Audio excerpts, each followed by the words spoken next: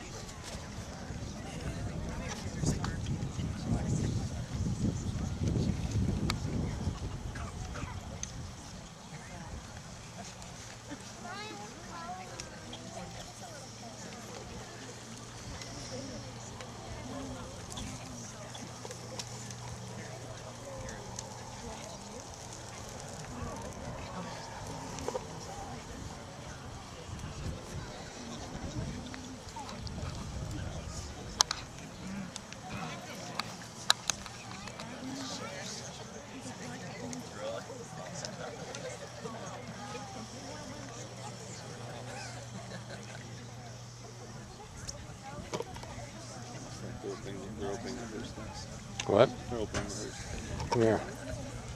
What's first? They're going to bring the hearses back behind you, and they're going to bring him down, and the bagpiper will come over the hill So and after play. they start unloading on after unloading Yeah. Oh, you're recording now. yeah.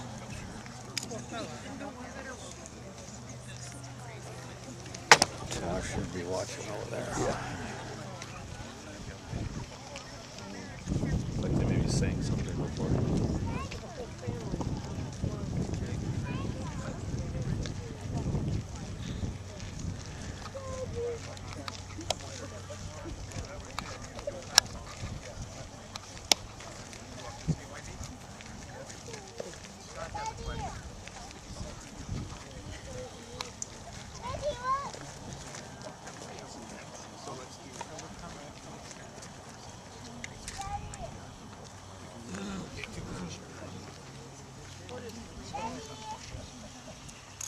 We'd like to welcome everyone out to this. We're basically doing two things here. The first thing the most important thing we're going to do today is the dedication of the grave. But we're actually going to also, to begin with, we want to honor a fallen soldier, and so we just welcome you out today. Would the pallbearers all gather?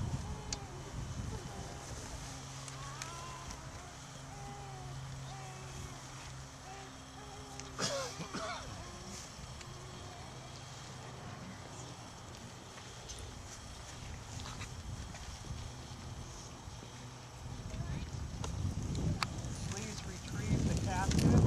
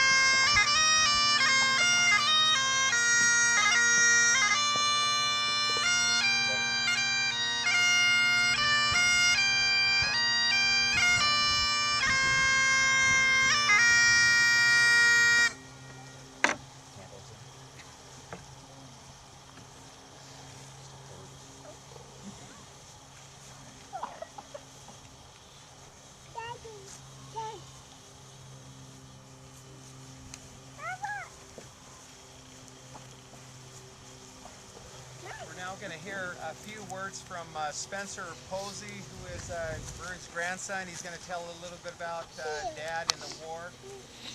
Following his remarks, we'll hear Amazing Grace, and then Dave Posey will then dedicate the grave.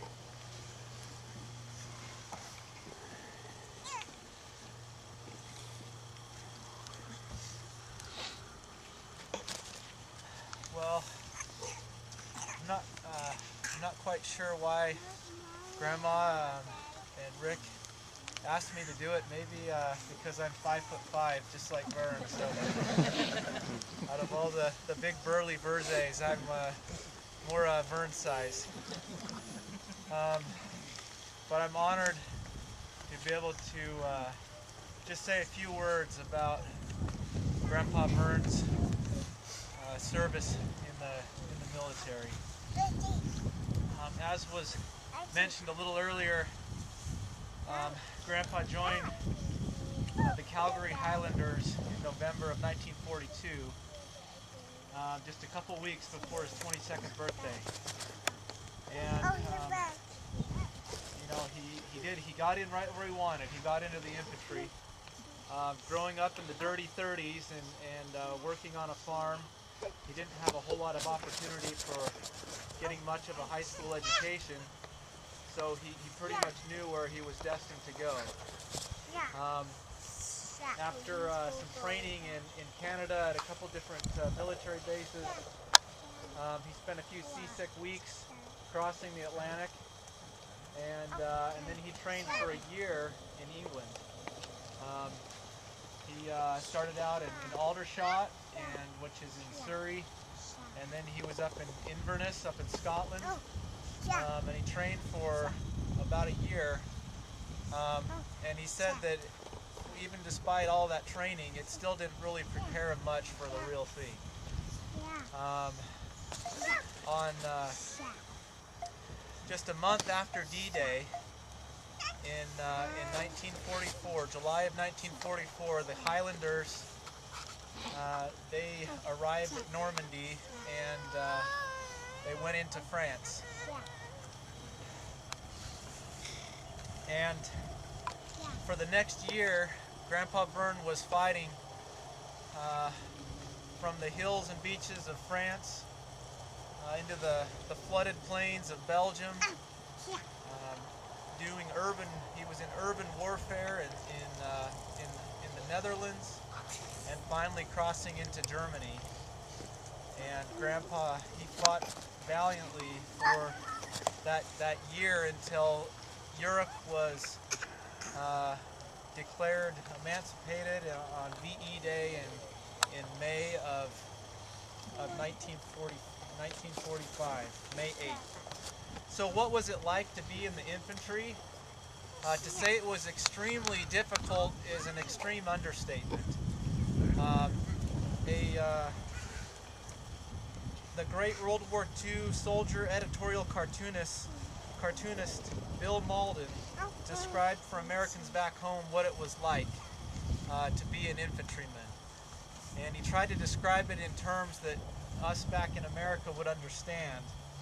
And he said, dig a hole in your backyard while it's raining, sit in the hole until the water climbs up around your ankles, pour cold mud down your shirt collar, sit there for 48 hours, and so there's no danger of you dozing off, imagine that a guy is sneaking around, waiting for a chance to club you on the head or set your house on fire. Get out of the hole, fill a suitcase full of rocks, pick it up, put a shotgun in your other hand, and walk on the muddiest road you can find. Fall flat on your face every few minutes as you imagine big meteors streaking down to sock you. After 10 or 12 miles, start sneaking through the wet brush. Imagine that somebody has booby-trapped your route with rattlesnakes. Give some friend a rifle, have him blast in your direction once in a while. Run like H all the way back to your hole in the backyard, drop the suitcase and shotgun, and get in. If you repeat this performance every 3 days for several months, you may begin to understand why an infantryman sometimes gets out of breath. but you still won't understand how he feels when things get tough. Vern was mentioned in dispatches and in newspaper articles for his gallantry, but he didn't like to talk about it or take credit for anything. He didn't pay attention to the names or the places he was in. He just simply and repeatedly would say, "We just did what we had to do." In August 1944, Vern was promoted to the position of Lance Sergeant, and he was the leader of Section 5 in Platoon 17 of Company D, and he was responsible for leading 8 to 10 men. In September of 1944, Grandpa was involved in the clearing of the Scheldt estuary, starting with the crossing of the Albert Canal just outside of Antwerp, Belgium. The Albert Canal connected the port of Liège, 130 kilometers to the east, with Antwerp, and the Canadians had taken control of the south side of the canal, but the Germans controlled the north side, and they were entrenched and had been there for quite some time, and so they were able to dig in some major defensive lines. In the early morning hours of September 22nd, 1944, Company D crawled across a broken up bridge to the north side to support Company C, who had cleared some buildings and were now trying to push the Germans back. Vern's platoon made it up to the front when another sergeant said to Vern, "I'll flip you to see who goes to get that burp gun." A burp gun was what the men called an 88mm anti-aircraft gun. The Germans would dig out a hole in the side of a hill, they'd back the gun in so it would be protected from Allied mortar fire. And so the two sergeants, they flipped, and the other one lost. But he said, "Well, headquarters, they need me back at headquarters." So Vern and his men, they went to capture or to get control of this large gun. Vern led his patrol within about 70 meters of the gun, and he told his men to provide some cover fire while he crawled around to the back. He ended up surprising the Nazis, and he took out 6 of them who were manning the gun. Meanwhile, his patrol had come under heavy German fire, and by the time Vern got back to him, 5 of them had been killed.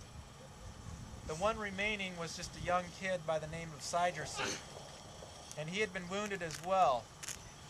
And he told Vern, "Oh, Sarge, I'm gonna die." Vern replied, "Nay, you're not going to die." He dropped his machine gun, he field dressed his wound, and he said, "Let's get out of here." He put Sigerson on his shoulder, and he began running back towards the Canadian lines. Right as he jumped into a slit trench, a mortar shell exploded, sending shrapnel into Vern's side and arm.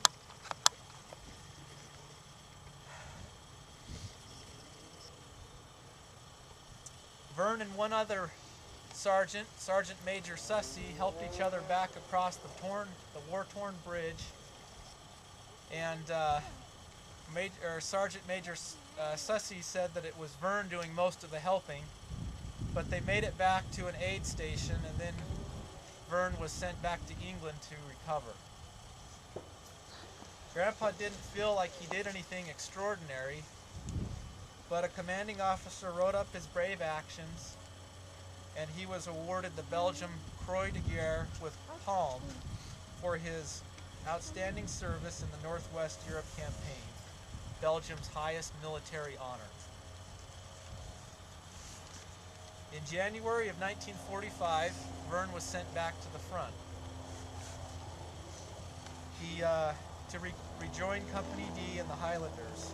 He mentioned how hard it was going back to the front lines. He said, "I knew this war had to be fought and won, you know. We couldn't let that Hitler go on and be in charge. But I'll tell you, there were a few times when I was so low. I mean, you get down. It's hard going. In missions in France and Netherlands, Grandpa mentioned a number of times when bullets whizzed by or fellow soldiers right next to him were taken out. And Grandpa, he continued, the Lord was looking out for me. I was in some pretty tough spots.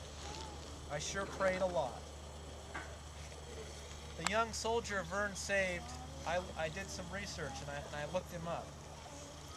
He was pictured in photos with Vern after they had successfully defeated the Germans, and as they patrolled Germany for a couple months, and he was pictured in some of the pictures with Grandpa.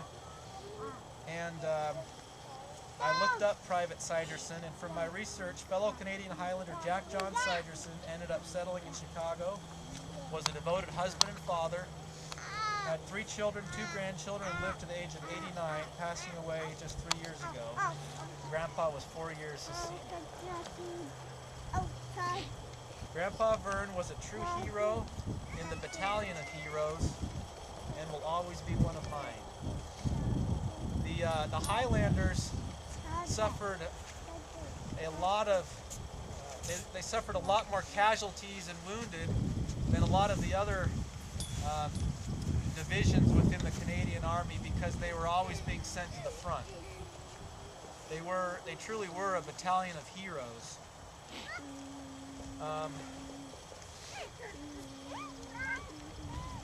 So much has been said about Grandpa. There's not really a whole lot more that I think I could add, but just one thing. Like has been mentioned, Grandpa's smile and his laughter, they were contagious. As he did in his war years and throughout his life, he was always helping to lift others, whether that was literally lifting someone and carrying them to safety, or driving the church welfare truck across Montana, serving a mission among the Navajo, or just helping his grandkids smile. We may not be on the front lines of mortal combat like Grandpa was, but we are all in a war. In the words of Paul to the Ephesians in the New Testament, for we wrestle not against flesh and blood, but against principalities, against powers, against the rulers of darkness of this world, against spiritual wickedness in high places. Wherefore take unto you the whole armor of God, that ye may be able to withstand in the evil day, and having done all, to stand. Grandpa has fought the good fight and has done all to stand. Though short in stature, Grandpa stood tall as a witness for Jesus Christ, and has left a tremendous legacy for us all. When we think of Grandpa in the years to come, I hope that we can draw on this strength from his example as we fight in our own battles. As we were singing the closing song at the service, I felt an overwhelming sense that Grandpa is very proud of us.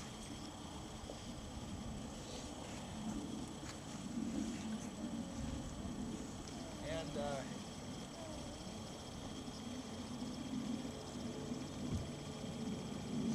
as we struggle through our challenges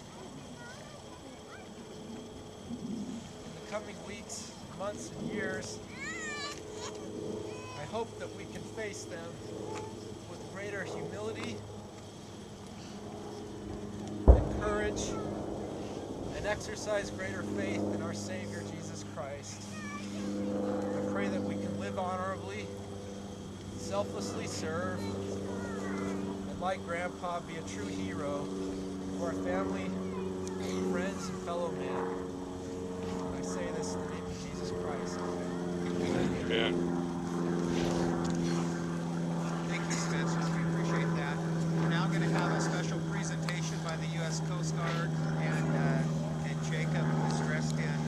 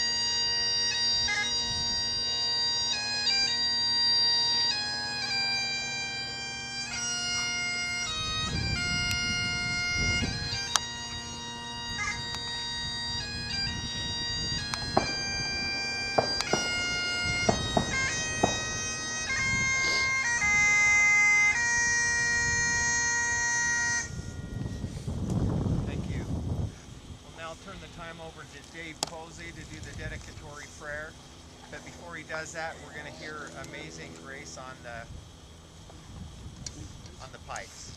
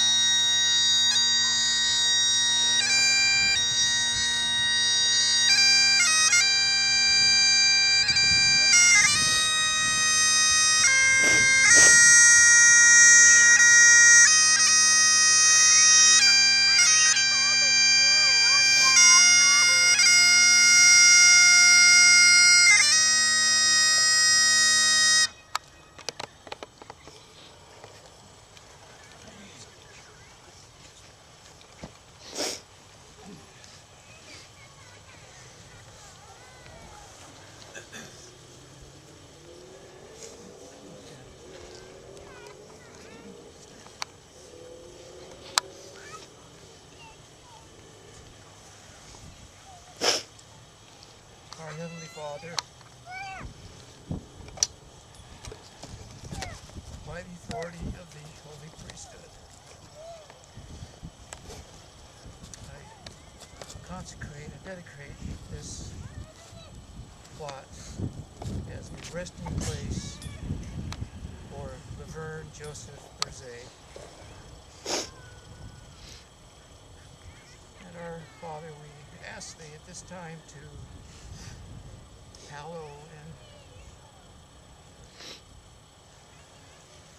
watch over this sacred place. That it might be a place of peace and remembrance and love.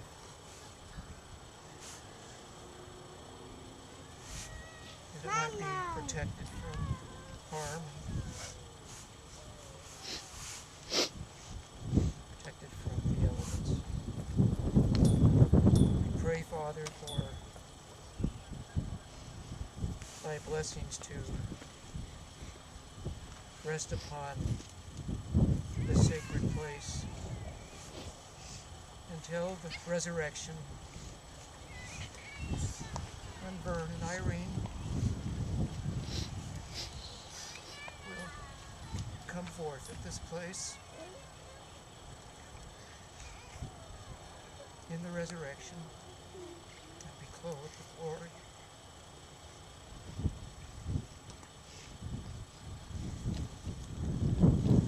Mortality, eternal lives. We pray for blessings for the family that is here, those who couldn't be here.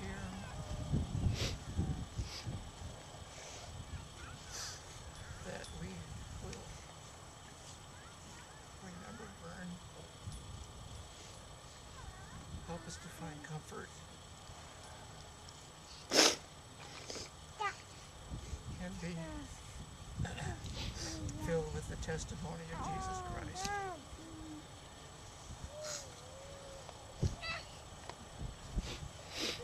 Have that sweet knowledge that comes from thy Spirit. And the grave does not have any lasting victory. And the sting of death will just swallow that. In Christ.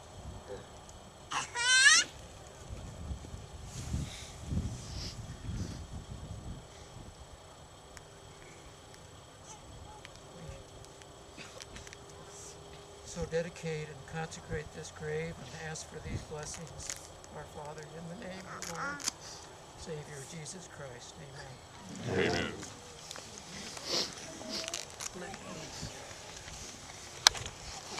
The final thing that we'll be doing now is the poppies that we have on our lapels and our blouses, whatever. We're going to go ahead and, as tradition, those will be placed on the grave. We'll start with Mom Berezay, and if she can be escorted by Jacob.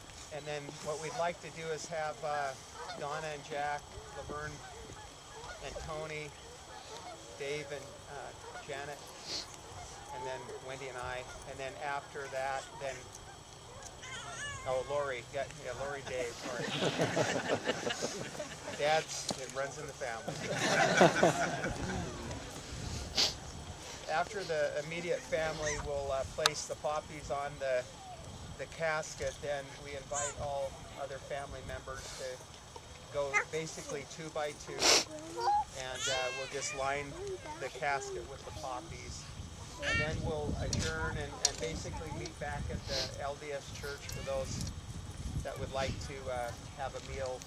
We invite all family, and I think it'll be an enjoyable afternoon.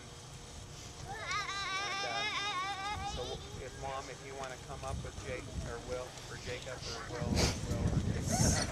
One of you. Or both. Where's Jacob at? Or where's Will? Will's right here. Okay.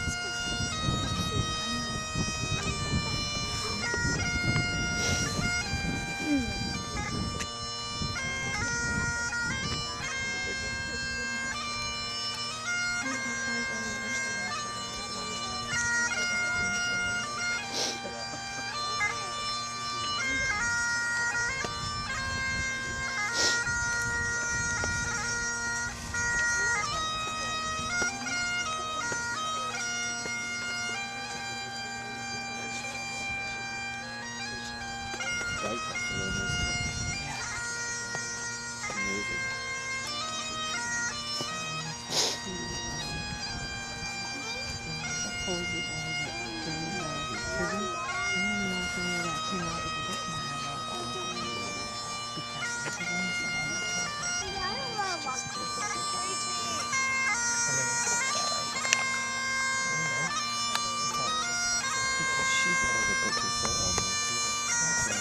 She did 14 months at least. Cold, Mom? Want to use my jacket? No, I'm fine. I'll be fine. We're just about done. And then he's gonna bring it, and I thought, well, it's just before the day's appointment, because the mom should be fine. It's not this cold in Montana. It's not this warm in Montana.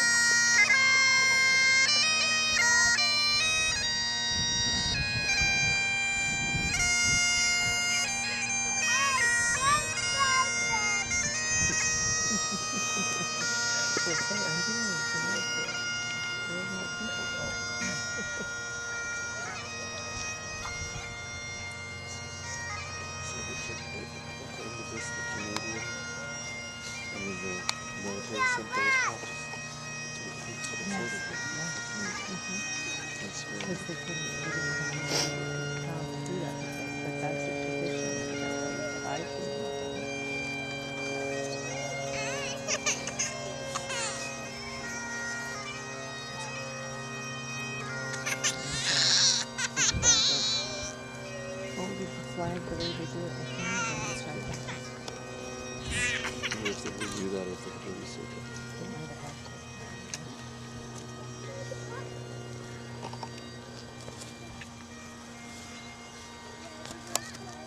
How much people have any idea how much it takes to make the bag like sound like that?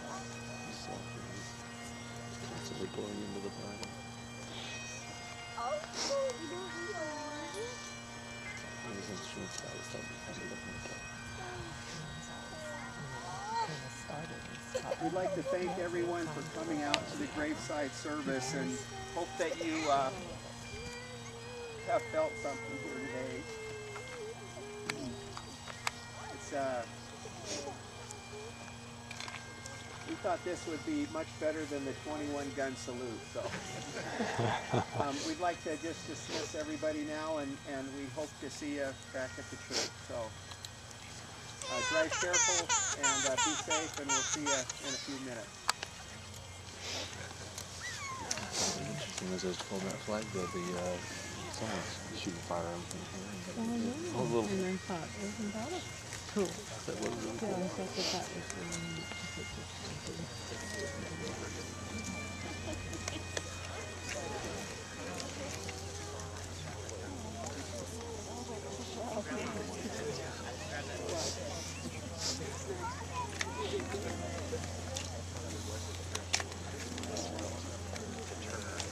Oh yeah, all right.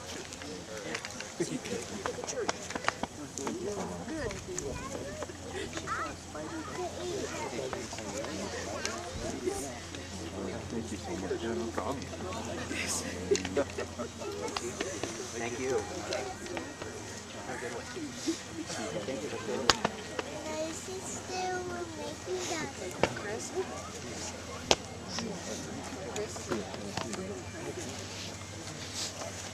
Dad, there's no stuff in my bag.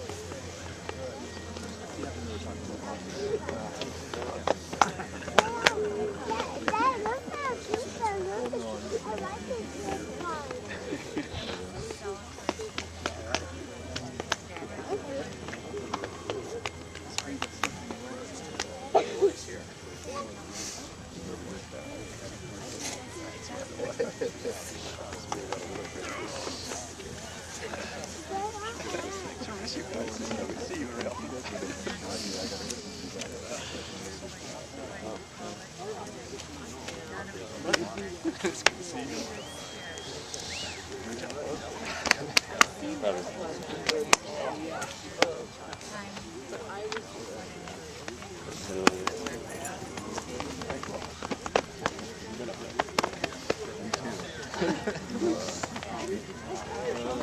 there. Like a heat wave.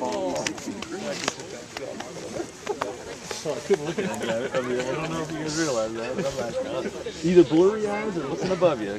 See one person crying and I'm all over for me. No. Thank you. That's right. You're welcome. It's a pleasure. It's a pleasure. Thank you. Learn at this funeral what we have to do. Oh, yeah. What we have to live up to. Oh, yeah. So I was just glad I didn't have to talk after the video because I couldn't. Good men to follow. Give up. I don't know if I follow him or not. Good men to follow, so. Yeah, for sure. Well, if nothing else, you know, if you, his passing can make us all reflect on where we are and where we need to be. Exactly. Yeah. Yeah. Good. Get back Yeah. before I trip us. Someone's shooting firearms or something. It's probably maybe Coast Guard. Well, there was one boom, but then when they were holding the flag, there was actually like probably 7 or 8 shots. Yeah, it sounded like a...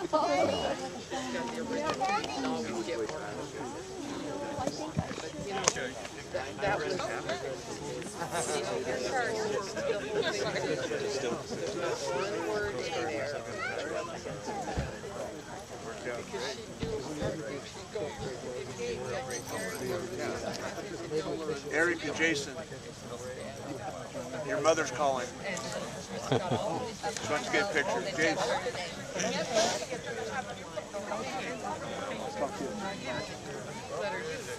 But once it's time to tell the story. But I think I am Glee as a queen.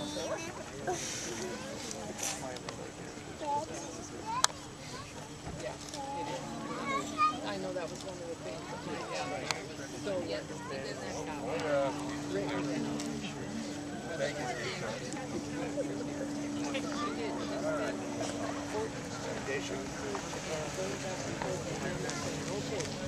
That and that.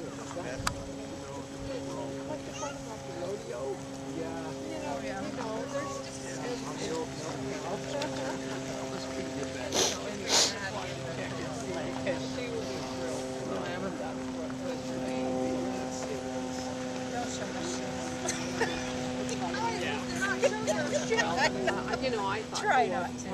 found all this stuff. I'll Photoshop them out. I'll put little happy faces down Oh no, that had to come out of my book. That's why. Hey, these are cemetery sensible. Good. Do you see them girls walking around in their spike suits? Hello. Hello. I'll get you. I'll get you. If it